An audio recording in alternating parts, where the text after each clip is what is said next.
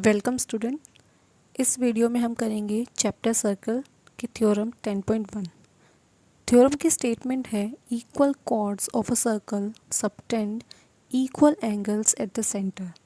तो सबसे पहले देखो हमें स्टेटमेंट को समझना है कि वो क्या कहना चाह रहे हैं। ठीक है, तो इसमें बोला कि equal chords of a circle, मतलब एक सर्कल गिवन है, सर्कल में हमें इक्वल कॉर्ड्स मतलब दो कॉर्ड्स लेना है और दोनों को क्या करना है, इक्वल। फिर इसमें बोला गया है subtend equal angles at the centre. तो वो कोड जो एंगल बनाएंगी सेंटर पर, जब इक्वल कोड्स है तो जो एंगल बन रहा है सेंटर पर वो भी क्या होना चाहिए, इक्वल होना चाहिए। ये हमें प्रूफ करना है। तो देखो हम डायग्राम की हेल्प से देखते हैं। ये एक सर्कल मैंने ड्रॉ करा है, ये सेंटर है इसका ओ। तो इसमें इक्वल कोड्स लेनी पड़ेंगी। तो मैं दो इक्वल कोड्स बना रही हूँ। एक मैं बना रही हूँ यहाँ पर, इसका नेम मैं दे रही हूँ ए बी। कॉर्ड मैं बता ही चुकी हूँ पहले क्या होता है, और अगर आपको नहीं पता तो जो इससे पिछली वाली वीडियो थी उसमें इंट्रोडक्शन मैंने दिया हुआ है सर्कल चैप्टर का, तो आप वहाँ पे देख सकते हो। ठीक है, एक कॉर्ड ये बना दी, दूसरी कॉर्ड यहाँ पे बना देते हैं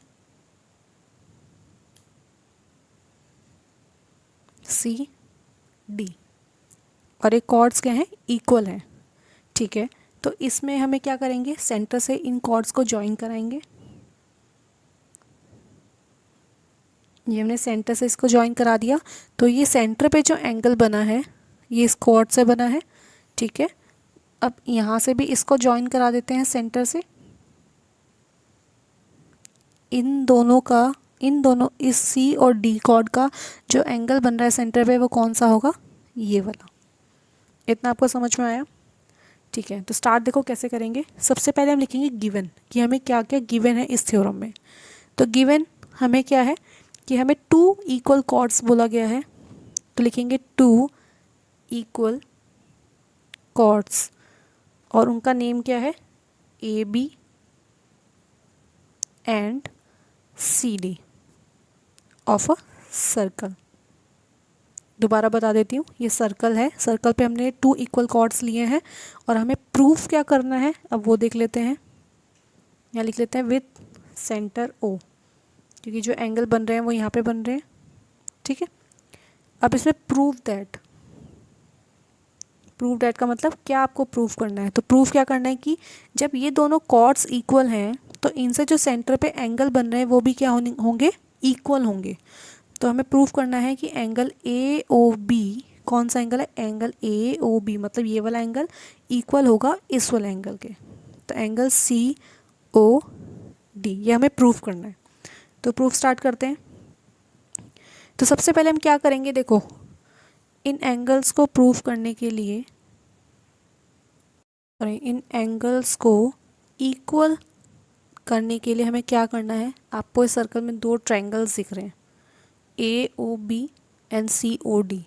तो अगर हम इन दोनों ट्रायंगल्स को कॉन्ग्रुएंट प्रूफ कर दें तो हम इन दोनों एंगल्स को क्या दिखा सकते हैं, इक्वल दिखा सकते हैं बाय सीपीसीटी। तो हमें सबसे फर्स्ट काम क्या करना है, ये जो ट्रायंगल्स बन रहे हैं इनको हमें क्या कराना है, कॉन्ग्रुएंट प्रूफ करना है।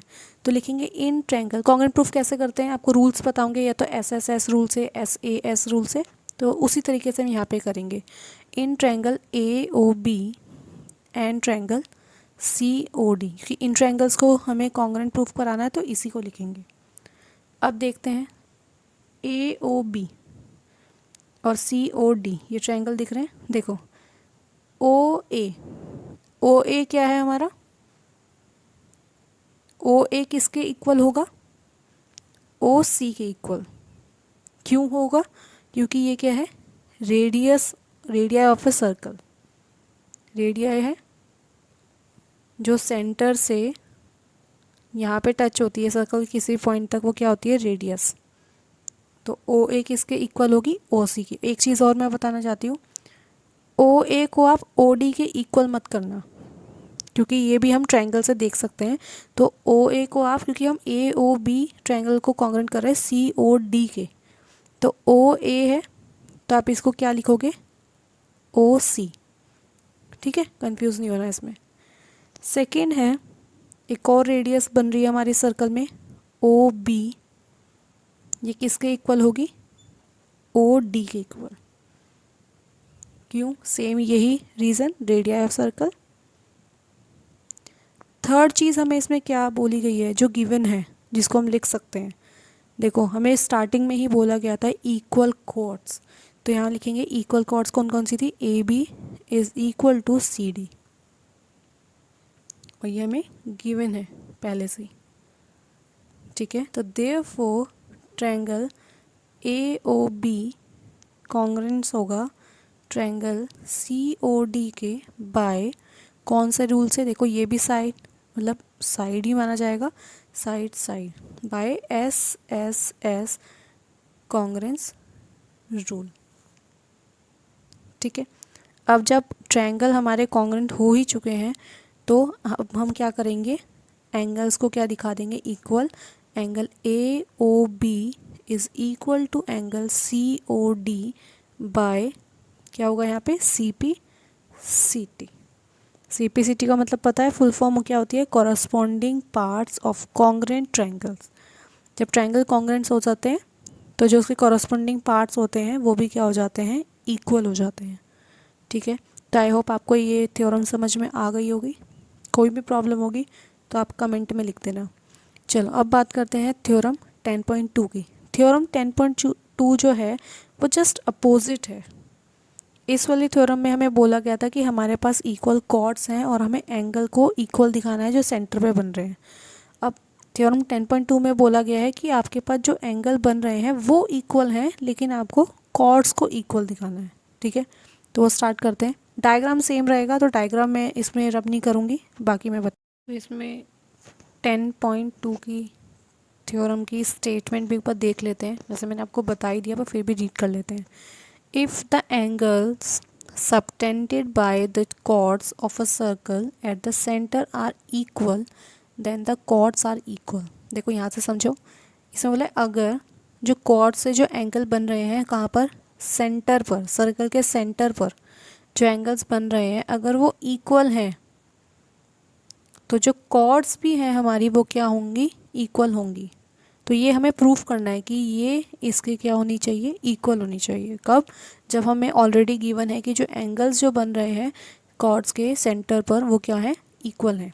तो स्टार्ट करते हैं। सबसे पहले क्या लिखेंगे, गिवन लिखेंगे। ठीक है, गिवन में क्या है हमारे पास, एंगल्स हमें इक्वल दिए हैं तो लिखेंगे angle A O B is equal to angle C O D.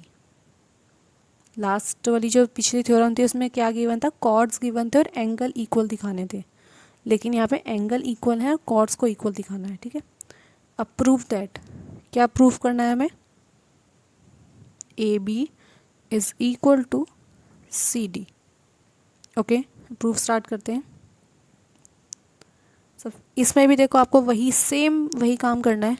दो ट्रायंगल्स आपको इसमें दिख रहे हैं, दोनों को आपको कॉन्ग्रेंट प्रूफ करना है। जब दोनों ट्रायंगल कॉन्ग्रेंट हो जाएंगे तो जो हमारा सी पी सी टी से बचा हुआ जो पार्ट है जैसे A B is equal to C D को हम इक्वल दिखा देंगे। तो ट्रायंगल लिखेंगे, in triangle A O B is equal to triangle A O B and triangle C O D. ठीक है, अब कॉन्ग्रेंट का रूल के अकॉर्डिंग लिखते हैं। सबसे पहले देखो O A is equal to O C, O A is equal to O C. ये तो हमें पता ही क्यों है, क्योंकि रेडियस ऑफ सर्कल है। ठीक है, सिमिलरली अब इसमें एक चीज़ देखो, मैं अभी यहाँ पे लिख देती हूँ O B is equal to O D. क्यों है, रेडियस ऑफ सर्कल है। अब आपको इसमें एक चीज़ और लिखनी है और वो क्या लिखोगे आप, angle A O B is equal to angle C O D. अब मैं उसे बीच में लिखूँगी। क्यों लिखूँगी बीच में, क्योंकि यहाँ पे मैं रूल कॉन्ग्रेंस रूल के अकॉर्डिंग लिख रही हूँ। ये क्या है हमारा गिवन। कॉन्ग्रेंस रूल कॉन्ग्रेंस कौन सा रूल होता है, जब आपके पास दो साइड्स हैं और एक एंगल है तो वो होता है एस ए एस। तो इसीलिए मैं इसको बीच में लिख रही हूँ ताकि ईजिली समझ में आ जाए रूल। तो यहाँ लिखेंगे therefore triangle A O B congruent to triangle C O D by S A S congruence rule. ठीक है, हेंस ये कॉन्ग्रेंट हो चुके हैं दोनों ट्रायंगल, तो A B is equal to C D by CPCT।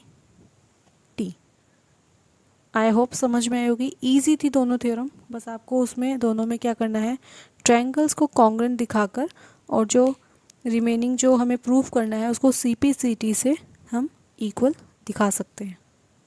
तो इस वीडियो में हमने थ्योरम 10.1 एंड 10.2 करी है। नेक्स्ट वीडियो में हम एक्सरसाइज 10.2 करेंगे।